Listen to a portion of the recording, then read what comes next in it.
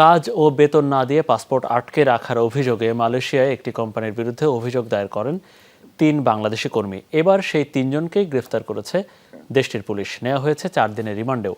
এতে পুলিশের বিরুদ্ধে দ্বিমুখী নীতির অভিযোগ তুলেছে দেশটির মানবাধিকার সংগঠন পার্টি সোসিয়ালিস মালয়েশিয়া (PSM).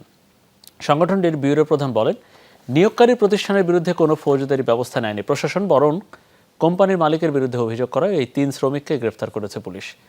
কর্মীদের বিরুদ্ধে 2টি অভিযোগও আনা হয়েছে। অবিলম্বে আটক 3 শ্রমিককে মুক্তি দিয়ে ভুক্তভোগীদের পাসপোর্ট ফেরত দেওয়ারও আহ্বান জানায় সংগঠনটি।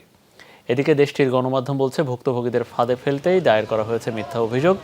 এর আগে বেক্স কনস্ট্রাকশন SDN BHD নামের ওই নির্মাণ কোম্পানির মালিকের বিরুদ্ধে অভিযোগ দায়ের করেন 3 বাংলাদেশি শ্রমিক।